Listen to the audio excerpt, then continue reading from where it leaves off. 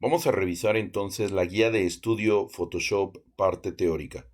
Para esto nos dirigimos a la pregunta número 1. En esta pregunta número 1 nos dice, relacione cada término con su definición.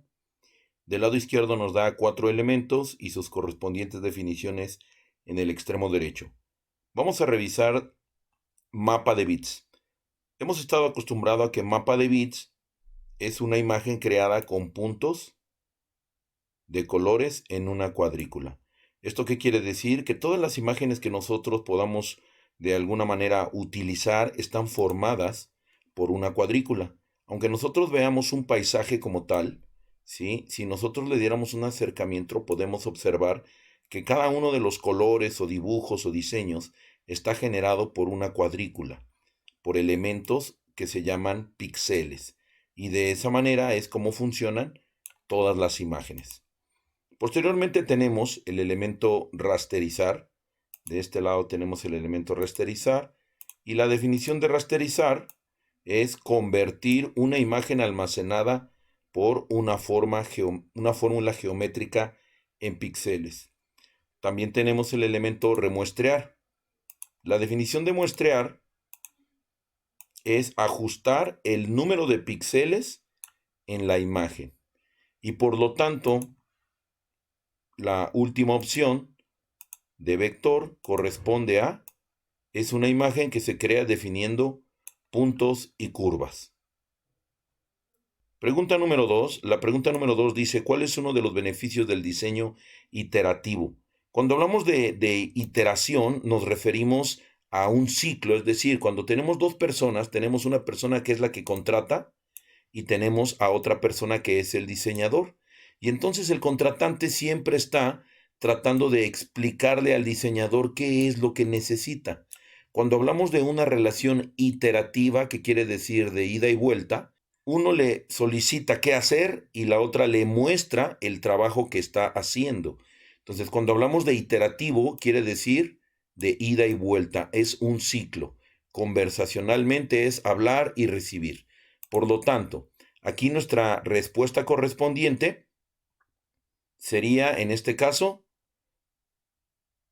permite que el diseñador responda a los comentarios durante el proceso.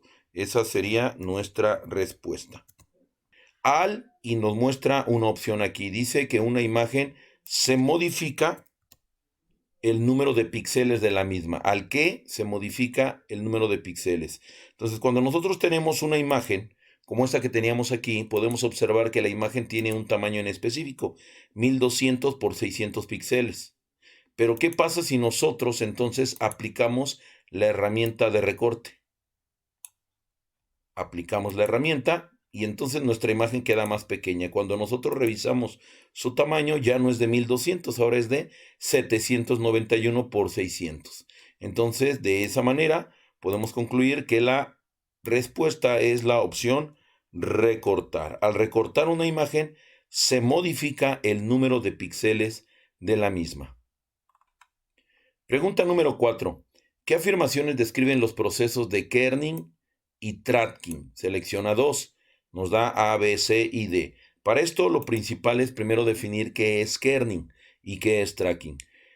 Como podemos observar aquí en la imagen, el tracking es la distancia o la separación que hay entre las letras, ya sea un párrafo, un renglón o una palabra, ¿sí? Entonces la separación que va a haber entre letra y letra, eso es tracking. Entonces, si aquí yo tuviera una palabra, por ejemplo, en el caso aquí de la palabra tracking, aquí en esta palabra llamada tracking, ¿sí? Cuando hablamos de separación, se refiere a la separación entre la T y la R, la A y la C, y es general. Yo puedo ponerle una separación de tracking de 5.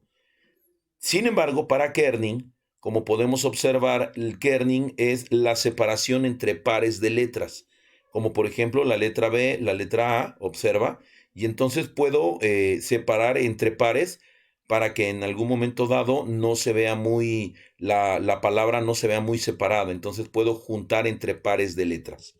Entonces, entendiendo eso, en resumen, tracking es para todas las letras de una palabra y kerning es para un par de letras en una palabra. Considerando esa definición, si te das cuenta, dice kerning es el espacio entre dos líneas. Eso no es correcto. Dos líneas serían dos renglones, ¿sí? La separación de ellas, eso no es. Y el inciso D dice es el espacio entre la primera y la segunda línea de texto. Tampoco, porque está hablando de separación de líneas. Por lo tanto, la primera respuesta es B, kerning es el espacio entre un par de caracteres. E inciso C, que es tracking, es el espacio entre un conjunto de caracteres. Pregunta número 5. Nos está solicitando, hemos trabajado a lo largo de las clases, hemos estado trabajando con un conjunto de definiciones y tipos de extensiones, tipos de imágenes. Entonces, lo primero que necesitamos ahí determinar es, por ejemplo, la más común, que es PSD. PSD es el formato de archivo compatible con todas las funciones de Photoshop, ¿sí? Que todos los archivos que guardamos los guardamos con PSD. También tenemos una definición que a lo largo de las clases hemos estado utilizando constantemente y es la extensión JPG. Esa extensión JPG es un formato de archivo compatible con todas las aplicaciones, ya sea de diseño o de cualquier programa. Entonces, en general, JPG es la opción 1. Con la mayoría de las aplicaciones de dibujo, edición de imágenes y diseño de páginas, el cual se utiliza para intercambiar archivos entre aplicaciones y plataformas de cómputo. Hay otra imagen que hemos estado utilizando a lo largo de las clases y corresponde a imágenes transparentes. Si tú recuerdas, las imágenes transparentes son las imágenes PNG, pero en este caso se le llaman PNG 24 porque son las de mejor calidad. PNG 24 genera una transparencia total. Otra imagen que hemos estado utilizando es la PNG 8, que es muy parecido a PNG 24. La única diferencia es que la 8 es más restringida en comparación con 24, que es la de mayor calidad. Por lo tanto, PNG 8, su formato de archivo es compatible con 256 colores y puede ser un sustituto de los archivos GIF. Posteriormente, bueno, si nosotros observamos, ya solo nos queda el TIFF. El TIFF es un formato de archivo recomendado para imágenes fijas, fotografías e imágenes con colores complejos. Pasamos a la pregunta número 6, donde nos pregunta, dice, ¿cuáles son los 3 datos que debe incluir en un documento de objetivos de proyecto? En la pregunta número 6, cuando hablamos de objetivos de un proyecto, pues estamos hablando de cuál es el propósito del proyecto, ¿sí? Entonces, aquí nos dice selecciona 3. Si podemos observar, cuando generamos un proyecto, algo muy importante es, bueno, saber cuánto tiempo voy a tardarme en ese proyecto. Entonces, inciso B sería otra respuesta. Y finalmente nos falta una. Necesitamos conocer a qué público está dirigido ese proyecto. Es decir, cuando tú generas una imagen, un diseño, necesitas saber a quién se lo vas a vender ese producto, a dónde va dirigido ese producto. Para la pregunta número 7 nos dice, ¿está usando la herramienta borrador? Para responder, seleccione la miniatura del panel de capas, que es el que tengo en la pantalla, en la que sus modificaciones no tendrán un efecto destructivo. Por lo tanto, la respuesta, lo que tengo que hacer es darle clic a la capa 0 y en específico al elemento que tengo de aquí para que no afecte las modificaciones. La pregunta número 8 dice, ¿en qué opción tienes que dar doble clic para cambiar el extremo blanco del degradado a amarillo? Seleccione la opción correcta.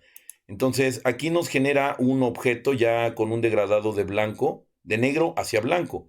Por lo tanto, para poder entonces determinar en dónde voy a cambiar el color del blanco, que es lo que me está pidiendo, si tú observas en la parte inferior de la barra de color, existe dos puntos clave. Este permite cambiar el color negro. Por lo tanto, nuestra respuesta se encuentra en el extremo derecho. Es este cuadrito que se encuentra en el extremo derecho de la barra blanco-negro. Pregunta número 9. En la pregunta número 9 nos dice, necesita usar notas musicales para crear una parte de un logotipo. No puede usar fuentes. ¿Dónde puede encontrar notas musicales con vectores? Entonces, aquí la respuesta es a través de una forma personalizada. Dentro de Photoshop tenemos entonces la opción correspondiente para poder generar objetos musicales a través de la inserción de formas. Respuesta, inciso C. Pregunta número 10. Un documento tiene una capa de tipo de letra con una sombra paralela. Necesita hacer el texto transparente sin cambiar la transparencia de la sombra. ¿Qué debe hacer? Respuesta, inciso B. Pregunta 11. En la pregunta 11 dice, la imagen del área de respuesta se creó para imprimirla. Debe exportar la imagen para utilizarla en la web. En el área de respuesta seleccione, es decir, resalte la configuración que debe cambiar. Entonces, la respuesta se encuentra en el panel que tenemos en el extremo derecho. Para ser exactos, la respuesta es convertir en sRGB. Si lo vemos de esta manera, bueno, entonces vamos a rápidamente marcar con un contorno rojo. Esta sería la casilla que necesitamos activar en esta respuesta 11. En la pregunta número 12 dice, está creando una tarjeta de presentación. Tiene que agregar el logotipo de freshtrack.psd a la tarjeta. Es decir, que tienes que agregar otra imagen al archivo que ya tienes. De modo que éste se actualice automáticamente si se modifica en el archivo. ¿Qué opción del menú debes usar para insertar el logotipo? Para responder, seleccione la opción del menú que corresponde en el área de respuestas. Por lo tanto, tenemos que la respuesta de la pregunta número 12 está en archivo. Dentro de archivo tenemos que desplazarnos dentro de esa lista en el menú archivo y la respuesta se encuentra en colocar elementos enlazados. Esa sería entonces nuestra respuesta. Para la pregunta número 13 dice, selecciona dos tipos de licencia que prohíben la modificación de una imagen y colóquelos en el área de respuestas. De tal manera que del lado izquierdo tenemos cada uno de los iconos correspondientes y podemos observar hay 7 elementos y solo 2 elementos a seleccionar en el extremo derecho. Nos está pidiendo los tipos de licencia que prohíben la modificación de una imagen. Sencillo, es esta una y posteriormente está la otra. Lo único que tenemos que hacer en el examen es entonces distribuir y arrastrar los dos elementos que tenemos ahí en la pantalla.